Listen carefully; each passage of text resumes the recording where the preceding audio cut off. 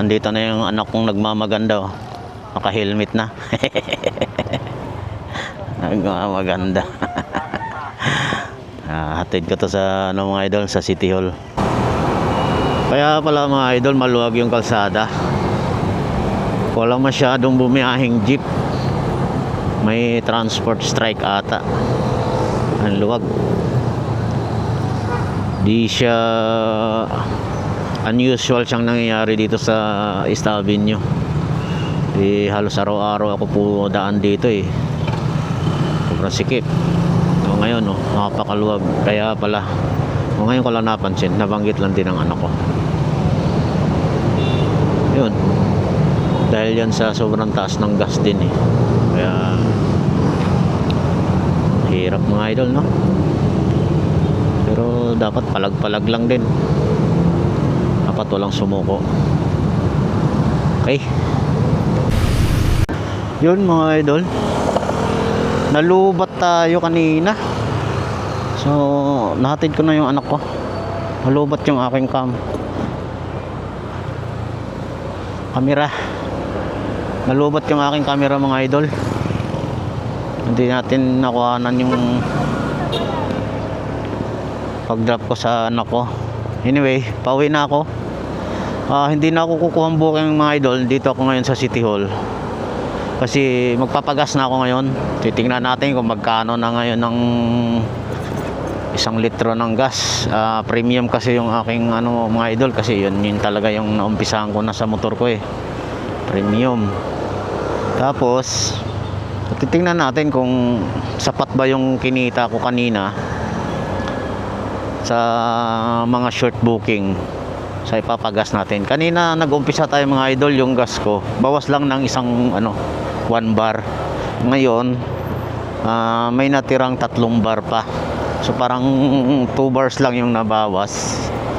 Hindi ko alam kung ilang liters yun.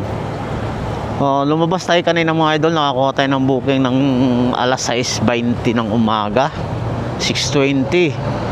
Natapos tayo mga idol, yung pinaka last drop off natin, yung pang 5 booking, 9:15 natin siya na drop. So wala pang mga idol, 3 oras, kulang-kulang 3 oras natapos na natin lahat yung 5 booking na yon. Mga short booking lang yun mga idol. Diliman, Sampaloc, tapos Maniresa. Yan lang yun mga idol. 3 booking na yun. Ayan, tinignan ko yung aking kinita, yung apps. Chinek ko yung aking tip ngayong araw na to is wala pang 200 pala mga idol. Nasa 106 pesos lang pala siya. So nagkamali lang. Akala ko maabot din ng 200 kasi parang ang daming, marang ilang beses na 50 yan eh. Yung dalawa pala doon ang walang tip, 3 lang yung nagbigay ng tip. Okay, so kumita ako idol ng sa 5 booking doon sa apps ni Lalamove. Lalamove 380 mga idol doon sa 5 booking na yon, plus tip natin na 106. So kumita tayo ng 486 mga idol. 486 doon sa 5 booking na yon. Kulang-kulang 3 oras. So sapat na siya mga idol para maka-full tank doon sa natin, papagas natin ngayon. Kahit pa paano, mayroon pa ding matitira, pangkain, no? So titignan natin mamaya kung magkano abutin ng gas ko. Pero hindi naman siya talaga, bawas na naman na siya kanina yung gas ko eh. Pero ipo-full tank natin ngayon. Titignan na rin natin kung magkano abutin kung ipo-full tank ko ito. Kung may matitira pa ba doon sa 486 ko. Yung 486 mga idol, malinis na yon. Kinuha na ni Lalamove yung kanyang commission doon. So kinita natin yon sa loob lang ng kulang-kulang 3 oras. Okay, morning. Pula. Kano sir? Punuin na natin, baka tumaas pa ulit. Taas sa Martes na lang sir. Ha? Taas sa Martes. Sa Martes pa? Ba't hindi na lang bukas? 1 bar, nagbi-blink na yung ko. indicator ko. Pa full tank ako nasa 270, 260, 270, 280 lang yun. Full tank. Ngayon 3 liters lang yung dinagdag. 317. Grabe. Okay, nakapagpagas na tayo mga idol. 317, may discount tayong 10 piso. So bali 310 na lang. And then 310 yung kinita natin kanina ay 486. So mayroon pang natira mga idol na 170 pangkain natin. Di ba sabi ko naman sa inyo mga idol kulang-kulang 3 oras lang yan mga idol. Goods pa rin kahit paano naman. Panggas, yan ang sagot ng taas ng gasolina. Yan lang gawin yung mga idol. Mag sideline lang kayo. Init ng ulo nila mga idol. Taas na nga ng gas. Sideline lang kayo panggas. Kung may motor kayo. Yan lang. Ganun lang kasimple. Kulang-kulang 3 oras. Yan. May full tank na ako. May pangkain pa ako mamaya. Okay. Tapos ngayon mga idol, dadaan ako dyan sa St. Peter. Magbabayad ako ng aming plan. Yung aming ng asawa ko. Kulang-kulang 2,000 yan. Yan naman mga idol, may nakahanda naman na doon, pambayad. Laging may nakalaan yan. So, yun. Maganda rin mga idol na may mga ganun kayo Kasi hindi nyo alam ang hindi natin alam ang parating na mangyayari sa buhay natin. Di ba? Kaya kailangan laging handa. May pagkakataon na kailangan mong paghandaan na hindi pa naman nangyayari. Gawin mo na. Ngayon pa lang. Di ba? So, magbabayad ako mga idol. After ko dito mga idol, wala pa naman alas 11. Hindi kasi ako nakabili kahapon ng yung karning baboy tsaka isda. Yung sa nabili ko lang lahat mga groceries. Tapos nakabili na rin ako ng manok. Yun na lang yung bibilhin ko ngayon mga idol. Dadaan ako ng palansa dun sa suki ko. Ayun mga idol, tapos na tayo. Nakapagbayad na tayo doon. So next month ulit, April, bago magkatapusan. Yan talaga yung naka-schedule yung ko mga idol. Bayaran, Judith sa St. Peter. Ngayon punta tayo sa pupunta tayo sa suki ko.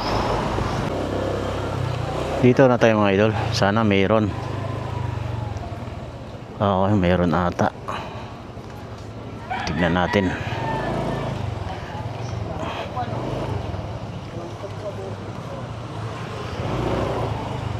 Ayan mga idol, dami isda.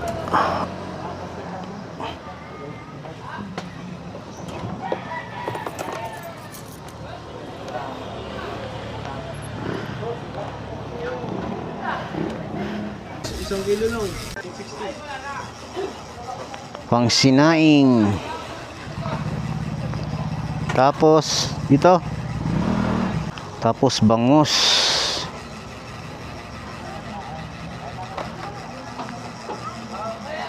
Dalawa lang.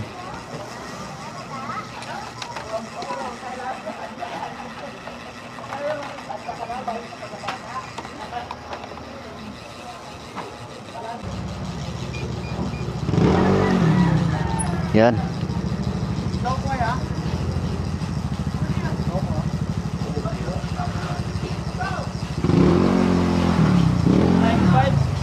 Oo. Tapos ito 1 kilo din. Paano ako? Bolang to bossing. Alin? Bolang. Oo, bolang yan.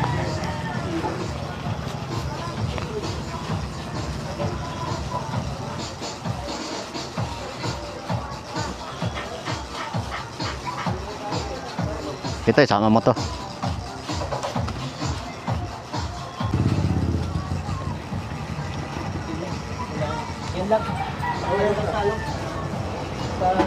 Tayong gulay.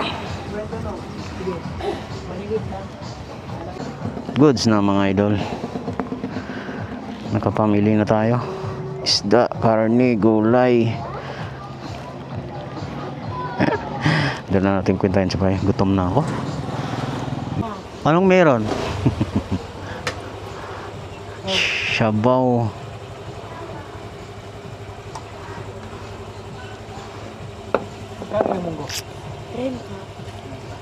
Munggo na lang. Saka isang manok. Manok pa din. Yun mga idol, uwi na tayo. Nabili na natin yung dapat nating bilhin. Saka bumili na rin tayo ng lutong ulam mga idol. Wala na tayong time magluto kasi mag alas 11 na eh. Pahinga pa tayo. Linis-linis pa tayo ng kunti sa bahay. Kasi alam na, yung kalat ng aking mga alaga kailangan linisin araw-araw. Okay, let's go mga idol. Uwi na tayo. Yun mga idol, nakauwi na tayo no. Galing sa ating biyahe sa Lalamove. O lumabas tayo ng 6:20, natapos tayo ng 9:15 mga idol. Kulang-kulang 3 oras din. Kumita tayo ng 380 plus tip na 106. So 486 ang kinita natin. So after nung pang 5 booking mga idol, hindi na ako kumuha kasi sinundo ko na yung umuwi muna ako ng bahay kasi papasok kasi yung anak ko. Hinatid ko muna sa baho niya. Ngayon, bibiyahe pa sana ako after nung ihatid ko siya. Kailangan kong pumunta sa sa St. Peter. Babayaran ko yung yung plan namin na kinuha sa St. Peter.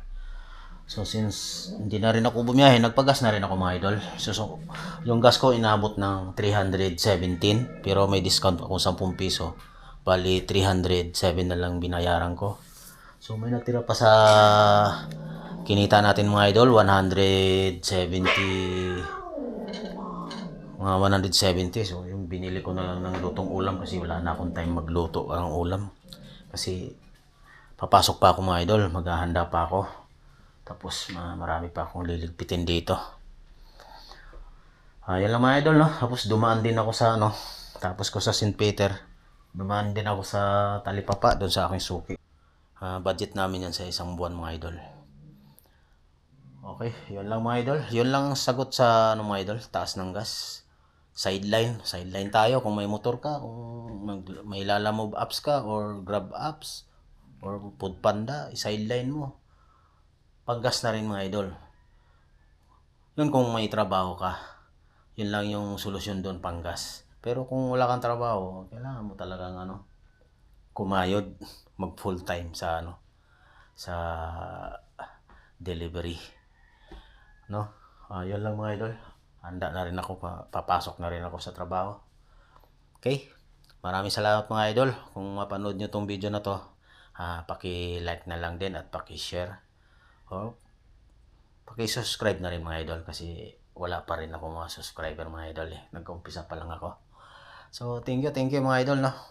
Hanggang sa susunod na biyahe natin. Pwedeng bukas sa Makalawa. Wala na akong diop mga idol, ginamit ko na kahapon eh kasi kumuha tayo ng ayuda sa sa circle. Yun mga idol. Thank you. Hanggang sa muli. Bye.